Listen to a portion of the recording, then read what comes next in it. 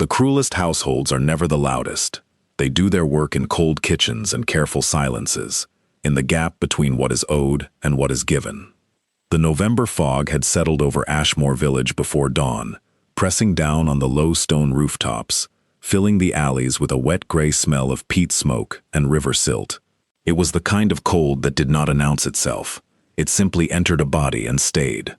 Ilse Voss walked through it, with her coat pulled tight at the collar and a canvas satchel over one shoulder, her boots finding the familiar ruts in the lane by memory rather than sight. She had walked this same path for 11 months. She knew every loose cobble. She knew the exact moment the smell changed from fish cart to bakehouse, 2 streets before she reached the Pembroke townhouse. She did not let herself think about the bakehouse smell. She had not eaten since yesterday's noon. The Pembroke kitchen was already loud when she pushed through the service door. That was the first bad sign. Loud before 6 meant Lady Pembroke had rung for something, been kept waiting, and was now conducting her displeasure at volume through every floor of the house. The scullery girl, Agnes, was scrubbing a pan at the sink with the mechanical fervor of someone trying very hard to be invisible. The footman, Garrett, stood against the wall eating a bread heel with one eye on the back stairs. He held the bread behind his back when Ilse came in. She looked at him. She looked at the bread. She said nothing and set her satchel down on the long table. The household accounts ledger was where she had left it, tucked under the sugar jar at the end of the table. Ilse had not been hired as a cook. She had been hired as a cook. But within 6 weeks of her arrival, she had also become the person who could read a receipt, calculate the weekly shortfall against the provisioner's bill, and tell Lady Pembroke, to the penny, why her kitchen budget was hemorrhaging money into a grocer's bill that had doubled since the previous autumn. She had done all of this without being asked. She had done it because the alternative was watching Agnes go without coal for the scullery stove in January, and Ilse had made a private decision, in the 2nd week of her employment, that this specific cruelty was one she could prevent. Lady Pembroke had not thanked her for the savings. Lady Pembroke had told her, twice, that a cook who fancied herself a bookkeeper was getting above herself. Ilse had nodded and gone back to the numbers. The morning's insult came at 7.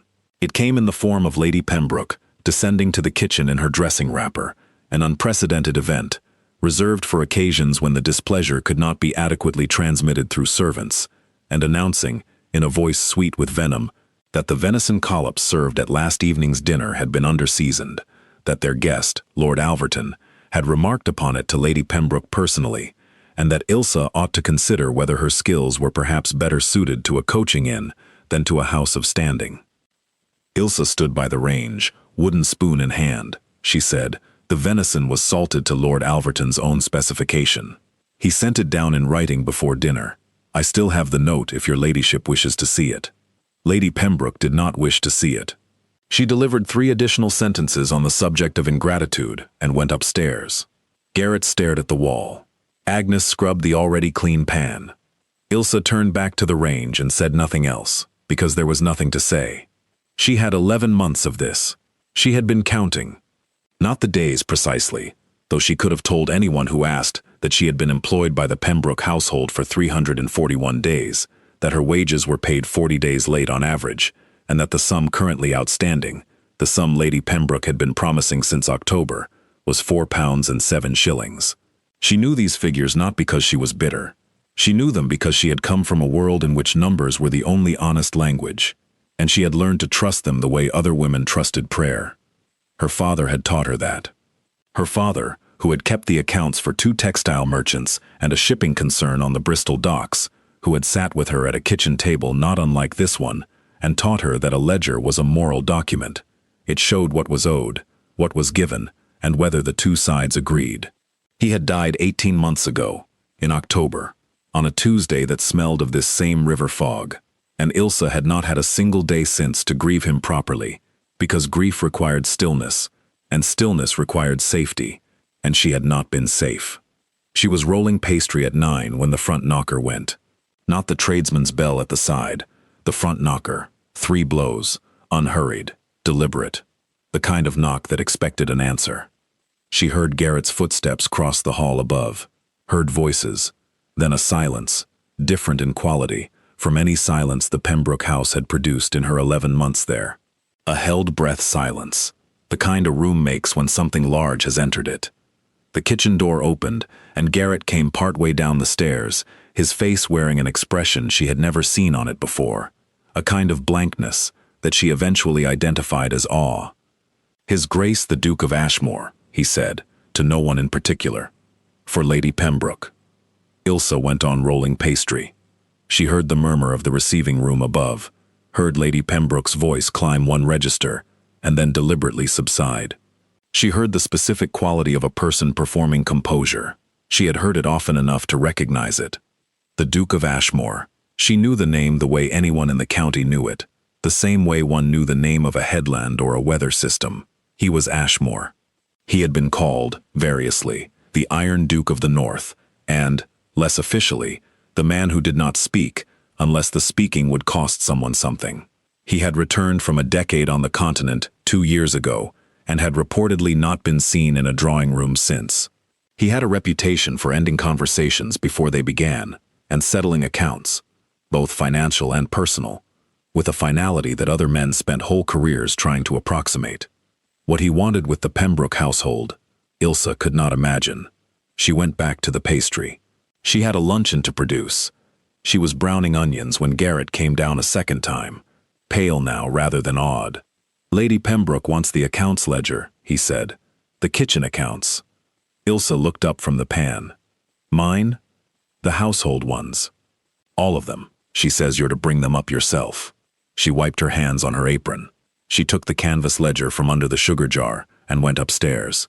The receiving room smelled of beeswax and cold hearth, and the faint, expensive ghost of good tobacco. Lady Pembroke sat very straight on the settee, wearing the expression she used for magistrates and senior clergy. Across from her, in the wing-backed chair by the window, sat a man who occupied space differently from other men in the room. Not by size alone, though he was tall, and the breadth of his shoulders against the gray window light was considerable. It was something else, a stillness. He held a single sheet of paper between 2 fingers, as if he had already read everything on it, and found it exactly as expected. He did not look at Ilsa when she came in. He did not look at Lady Pembroke. He was reading the paper. Lady Pembroke said, "The household accounts, as your Grace requested." He looked up then. His eyes moved to Ilsa, not to the ledger. They were gray-green and absolutely level. He said, "You maintain these?" "I do," Ilsa said. "How long?" 11 months. He held her gaze for 2 seconds. Then he looked at Lady Pembroke. He said, "I will speak with her privately." Lady Pembroke said, "I'm sure that's hardly," and then stopped, because something in his expression had stopped her. She rose, smoothed her wrapper, and left the room with the careful speed of a woman pretending she had intended to leave anyway. The door closed. Ilsa stood with the ledger. Theron, the Duke of Ashmore, set down his paper and folded his hands. The room was cold. Outside the window, the fog had not yet lifted. He said, "Your name." "Ilsa Voss." "Voss." He said it once more, quietly, as if checking it against something. "Your father was Willem Voss." It was not a question. She said, "He was." He kept accounts for the Ashmore shipping interest for 6 years before his death. He paused. "He was the most precise man I have ever employed. I was informed of his passing 8 months too late to settle what was owed to his estate." Ilsa was quiet. She had not known this. She had known her father worked for a shipping interest on the Bristol end, but he had not named the Duke's concern by name. He never named employers, on principle. He said it was the way to stay honest. Theron said, "The sum outstanding to his estate is £42 and 4 shillings, inclusive of a year's contracted service that was prepaid and not returned when the arrangement was terminated for reasons of his illness." He said it with the flatness of a man reciting a fact he had verified 3 times. "I intend to pay it. I am telling you this because it is yours by right, not by grace." Ilsa had not moved. The warmth behind her sternum was inconvenient, and she pushed it down. She said, "You came to the Pembroke house for that." "I came to the Pembroke house because I have purchased Pembroke's outstanding debts. He has been living on credit extended by 4 separate moneylenders for 14 months. The aggregate sum is £11,000. Lord Pembroke is currently in Calais and has no intention of returning." He paused, briefly. Lady Pembroke was not aware of the extent of it.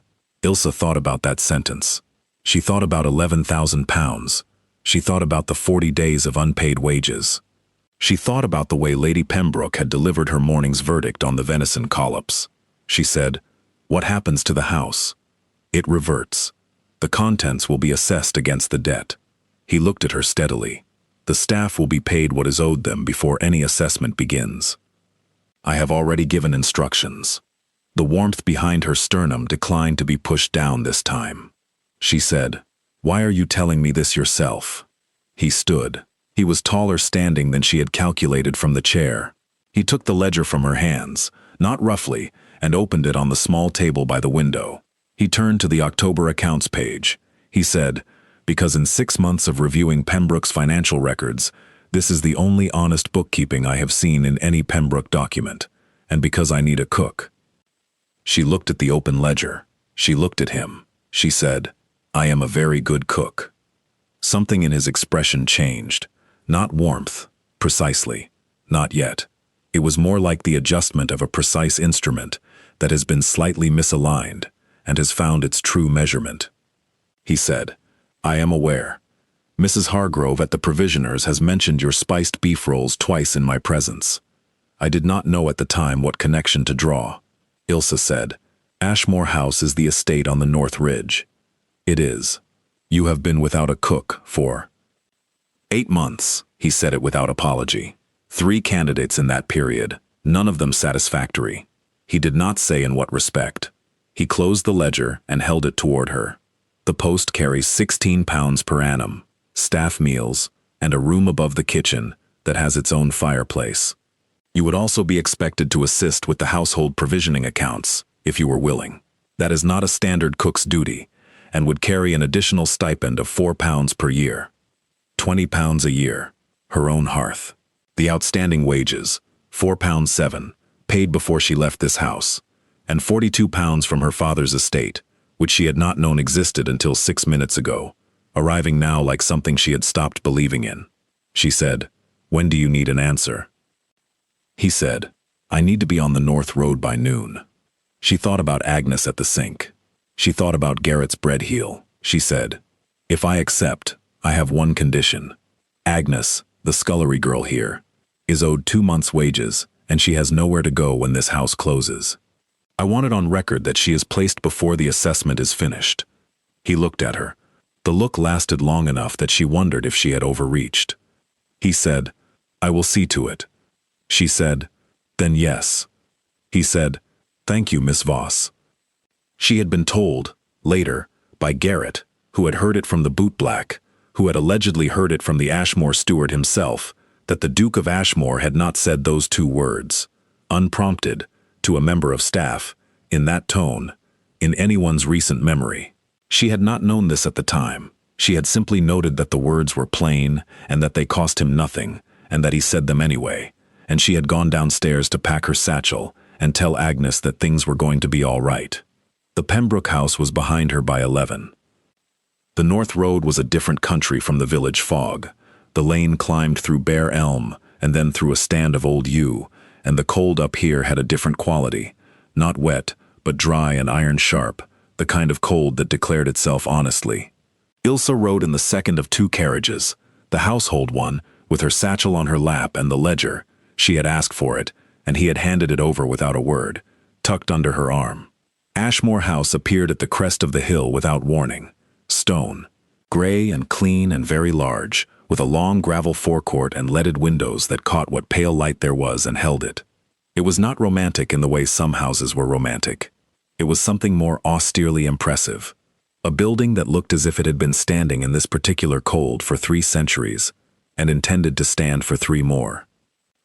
The cook's kitchen was at the back of the ground floor, stone-flagged, wide, with 2 ranges and a work table long enough to seat 8. The fireplace Theron had mentioned was real, and had been recently laid. Someone had laid it, she thought, before he left this morning. Someone had been instructed to. Mrs. Dallow, the housekeeper, was a compact woman of perhaps 60, with a face that had made up its mind about most things, and communicated this with an economy of expression that Ilse respected immediately. She showed Ilse the pantry, the cold larder, the range, the spice cabinet with its padlock. She handed over the key without ceremony, and the order book in which suppliers' arrangements were recorded. She did not editorialize about the previous cooks. She did not offer unsolicited opinions about the Duke's preferences. She said, "Dinner is at 7. He takes it alone. He likes it plain, and he likes it hot." Ilsa said, "What does he eat?" Mrs. Dallow said, "Anything honestly made." That was all the guidance she received. She found it, in its way, the most useful 3 words anyone had offered her in 11 months. She spent the afternoon learning the kitchen. She checked the condition of the ranges, identified which burner ran hot on the left, and compensated. She checked the larder and found it stocked with the particular randomness of a house where the cook has been absent. Good joints sitting beside dried goods that bore no relation to them, a wheel of cheese of genuine quality next to a sack of meal that had gone damp. She salvaged what she could. She took stock without writing anything down, because she did not yet need paper to remember. By 4 o'clock she had produced a stock from the bones in the cold larder, a bread from the flour that was still good, and a preliminary plan for dinner that used the lamb shoulder she had found and the rosemary from a pot on the windowsill that was still, improbably, alive. At 4:15 she heard boots on the flags outside the kitchen door. One set, unhurried. She did not turn. Theron said, from the doorway, "How is it?" She said, "The left burner on the east range runs 4 degrees too hot, and the spice cabinet was last stocked by someone who believed marjoram was a substitute for thyme. I have corrected one of these problems." A pause. He said, "And the other?" "I sent a list to the provisioner with Mrs. Dallow. He indicated he could have it here by Thursday." She turned, because she was adding a bay leaf to the stock, and the stock required turning. He was standing in the doorway with his coat still on, as if he had come directly from wherever he had spent the afternoon. He was looking at the bread cooling on the board with an expression she could not read. She said, "Dinner will be ready at 7. Lamb shoulder with rosemary, roasted potatoes, the bread, and a custard if you have eggs." He said, "There are eggs." He paused. "The bread." She waited. He said, "I have not had bread in this house in 8 months that did not come from the village bakery cold." She said, "I know. I've been that village bakery's best customer for 11 months. Their Thursday loaf is very good, but they overproof it slightly." He looked at her, the instrument adjustment expression again. He said, "Thank you, Miss Voss," and went. That was the second time. The footman, a young man named Peter who moved through the kitchen with the apologetic tread of someone perpetually afraid of being in the wrong room, told her at supper that evening, the staff supper, which she had also cooked, a simple stew that made Agnes, who had arrived that afternoon via a brief and logistically efficient reassignment she was still processing, press both hands to her face in relief, that people in this house did not, as a rule, receive the Duke's thanks twice in one day. That it had happened once before in his time, to the head groom, for pulling a wagon load of provisions out of a winter ditch single-handedly. And he received it on New Year's, Peter said, which a lot of people thought explained it. Ilsa said, it was just bread. Agnes said, it wasn't just bread. She was not wrong. Ilsa knew this, but she kept her own counsel, the way she had learned to, and went back to the accounts. November became December in the way of northern hills, abruptly, with frost arriving overnight as if it had been waiting just beyond the tree line. 16 days, then 23. The kitchen settled into a rhythm that was Ilsa's, built around the ranges and the larder and the gradual, careful education of a household's palate. She did not make dramatic changes. She made accumulated small ones, better bread, better stock, the careful coaxing of a larder from random abundance into purposeful provision. She began the household accounts on the 3rd day, at Mrs. Dallow's quiet invitation, and found them, not dishonest exactly, but blurred in a way that suggested the previous housekeeper had relied on habit rather than arithmetic. She straightened them with the precision her father had taught her, line by line. Theron ate alone, every night, at 7. Peter brought back the trays, and the trays came back empty, which was its own kind of conversation. On the 8th day she found a note on the work table when she came down at 5. It was in his hand. She recognized the precision of it from the margin notations she had found in the estate records she was beginning to sort, and it said only, The custard on Monday was very good. Is there a way to have it on Fridays also? She wrote back. Yes. She left the note on the same table. On the 9th day, there was another note asking about the possibility of an apple pudding.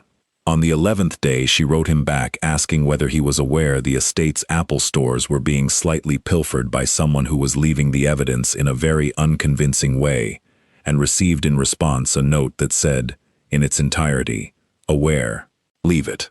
She understood from this that it was probably Peter, and that Theron had decided the matter was closed. She found this satisfying in a way she did not examine too closely.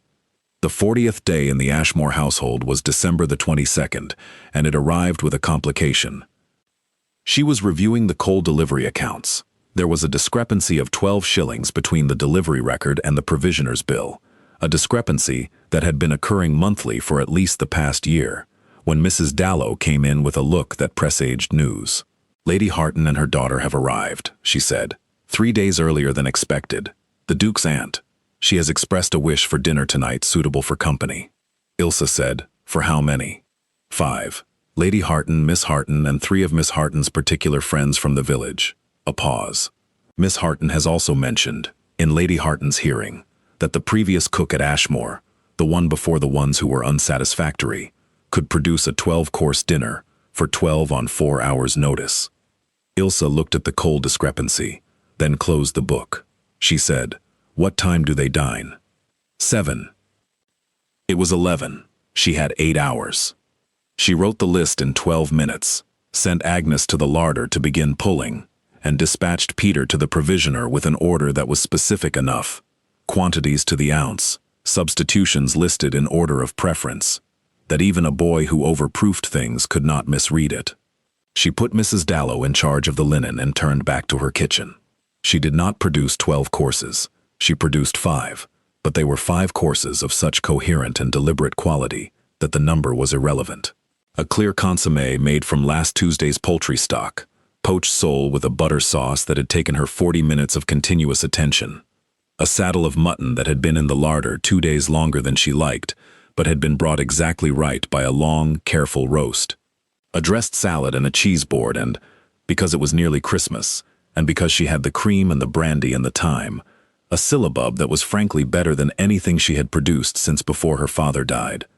She heard, later, again through Peter, who was becoming her most reliable conduit for information about the dining room, that Lady Harton had asked Theron where he had found the cook, and that Theron had said, she found me, and that Lady Harton had looked at him with an expression that Peter described as the one she wore when she was recording a fact for future examination. The complication, which had not yet fully arrived 3 days later, on Christmas Eve, in the form of Miss Harton herself. She was not malicious in the way Lady Pembroke had been malicious. She was something slightly different, a young woman of perfectly arranged beauty, and an entirely sincere belief that the natural order of Ashmore required Theron to marry someone like her. She communicated this belief not in direct statements, but in the careful theater of attention, the way she placed herself between Ilse and Theron during the brief necessary exchanges about the kitchen, the way she mentioned, twice within Ilse's hearing, that the cook at her family's Kent estate had been with them for 20 years and was wonderfully unambitious. Ilse noted it. She did not respond to it. She made the Christmas dinner. What she could not fail to note, and would not let herself examine until New Year's, was the way Theron handled the theater of Miss Harton's attentions. He did not encourage them. He did not precisely discourage them. He moved through his aunt's visit with the contained efficiency of a man handling a weather event, not controlling it, because it could not be controlled, but not being moved by it either. What she noticed, what she was certain she was not imagining, was that he was, across those 3 days, more present in the kitchen than he had been at any other time. Not conspicuously so, not in ways that could be read or reported. A morning noting in the doorway, a brief question about the accounts. Once, on the 26th, when the house was quieter and she was doing inventory, she looked up and found him standing at the work table, reading the provisioner's order book with a focused expression and no explanation offered. She did not ask him for one. She said, there is still some syllabub. He said, without looking up from the order book, I know. I had Peter bring me a portion last night. She said, "That was the last of the cream. I'll need the dairy account settled before I can reorder." He said, "It's settled. I did it this morning." She looked at him. He was still reading the order book. She thought, he has been awake since before 5. He settled the dairy account himself, which is something a duke does not do. He is reading a provisioner's order book at 10:30 on St. Stephen's Day, because he does not want to be in the drawing room with his aunt and Miss Harton. She thought, this is not my business. She went back to the inventory. Lady Harton and her party departed on the 28th. They departed with the particular warmth of people who have failed to accomplish something without admitting to having tried. Miss Harton, to her credit, said to Ilse in the kitchen doorway before climbing into the carriage, "The syllabub was extraordinary. It was a gracious thing, and it cost her something." Ilse gave her credit for it. And then they were gone, and the house settled back into its rhythm, and 3 days became 10, and 10 became 3 weeks, and the coal delivery discrepancy was still there, regular as a clock. She brought it to Theron in January, on a Thursday morning, because it had now been 5 months of missing shillings, and she had a theory she was nearly certain of. She laid the coal delivery records on the estate office table next to the provisioner's receipts and showed him 12 months of consistent 12-shilling discrepancies, the pattern of which indicated, almost certainly, that the delivery account had been falsified at the supplier's end, the same 200 weight recorded and charged twice, once on delivery and once on a separate credit note that was routinely absorbed into a miscellaneous line in the accounts. Theron looked at the records. He was very still. He looked at the pattern she had traced in pencil. Not her conclusion, just the numbers and dates, and the recurring figure, because she had decided the conclusion was his to state. He said, "This is a year's work." She said, 14 months. He said, "How much?" £8, 14 shillings in total, if you go back to last October. A silence. He said, "The supplier is Fletcher and Moore." He turned 2 pages back, the credit note account. He looked at her. "This implicates the previous housekeeper." She said, "Yes." He said, "You've been here 11 weeks." She said, 11 weeks and 3 days. His expression shifted. It was not the instrument adjustment look. It was something quieter and more internal, the look of a man revising a private calculation. He said, "You were counting the days at the Pembroke house as well, 341. She said, "I was." He said, "Why?" She considered the question honestly. She said, "Because when you cannot control what happens to you, you can at least know how long it has been happening. Numbers are the only thing that stay the same, no matter who is looking at them." He was quiet for a long time. The estate office was cold. She could see her breath. Outside the window, the January sky was the color of iron, and the bare elms along the north field stood in it, with the patient permanence of things that have outlasted many winters. He said, "My father kept numbers the same way. He said a dishonest account was an act of cowardice, because it was lying to yourself." He paused. "I have not been in this office in 4 months. I let things go. I should not have let this go." She said, "You needed a cook." He said, "Yes." He looked at her directly. "I needed someone who could keep an honest account. The cook was a secondary matter." She understood, from this, that she had been misled in a very specific and carefully considered way, and she found she was not angry about it. She was something else. She sat with the feeling and let it clarify. She said, "You knew my father's accounts when you hired me." He said, his methods were recognizable in the Pembroke kitchen ledger, the margins, the cross-references. He paused. "I told you it was your right. I meant it." She said, "Then you also knew I would find the coal discrepancy." He said, "I hoped." He looked at the ledger. "I am not easy to work for." She said, "No." He said, "The previous housekeepers found it so." She said, "They weren't looking at the right things." He looked at her. The full, level look, the gray-green eyes holding hers without deflection. He said, "What are you looking at, Miss Voss?" The question was very quiet and very deliberate, and entirely unlike a question about accounts. She said, "The same things you are, I think." He stood. He moved to the window. He stood with his back to her for a moment, and she watched the breadth of his shoulders against the gray January sky, and she thought of her father's kitchen table, and the smell of river fog, and the way a ledger showed what was owed, and what was given, and whether the two sides agreed. She said, "I am not looking for charity." He turned. He said, "I know." She said, "Whatever this is, if it is anything, I need it to be. I need there to be a clear account." He said, "Then let me offer one." He came back to the table. He did not touch her. He stood on the other side of it, which was its own kind of statement. He said, "I have been running this estate alone for 2 years. I have been bad at it. Not the financial end, the human end. I do not know how to ask for things that are not professional in nature. I have not known for some time.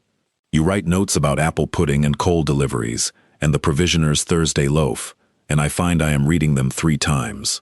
He paused. "This is a declaration, Miss Voss. I am not practiced at them. It is honest. That is what I can offer." She looked at the coal records on the table. She looked at him. She said, "I want to be very clear that I am not accepting an offer of employment. I have one of those." He said, "I know what you are accepting." Something changed in his expression, slow and undeniable as a room warming from cold, or declining. She said, "I am not declining." He said her name, then. Just that, Ilsa, not Miss Voss, not a form of address, just the name her father had given her. It cost him something to say it, she could tell. He was not a man who spent words lightly, which meant the ones he spent were true. The coal records on the table, the estate ledger, the apple pudding note, which she had, for reasons she had not examined, kept in the pocket of her apron for 6 weeks. She said, "The coal supplier will need to be addressed, Fletcher and Moore, before the February delivery." He said, "I will handle it this week." She said, "And the account with the previous housekeeper's credit." He said, "I will handle that also." She said, "Good." She straightened the records on the table and squared them at the corners the way her father had taught her to square a finished account, ready for review, nothing hidden. "Then we are agreed." He put his hand over hers on the closed ledger, not possessively, squarely, the way you put your hand on something you intend to keep. She looked at their hands on the ledger and thought, this is an honest account. What is owed, what is given, the two sides agreeing at last. She thought of the fog that morning 11 months ago when she had walked the Pembroke Lane by memory in the dark, hungry and uncounted. She thought of her father's voice. A ledger is a moral document. She thought of 341 days, and the cold kitchen, and the venison note she had kept, and she thought that she had been keeping evidence this whole time, not of wrongs done to her, but of her own capacity to endure until something true came along. She turned her hand under his. He looked at her. Outside, the iron sky had begun, very slowly, to lighten. The kind of change that happens without announcement, a degree at a time, until you look up from the ledger and realize that the room is no longer dark. You know the feeling, perhaps, the moment when the account finally balances, not because something was added to make it work, but because what was always true has simply been written down honestly at last. They stayed at the table for a long time, and outside the January elms stood in their patient cold, and somewhere in the lower kitchen, Agnes was beginning the morning fire, and the house around them settled into the specific warmth of a place that has, after a long time in disuse, become a home again.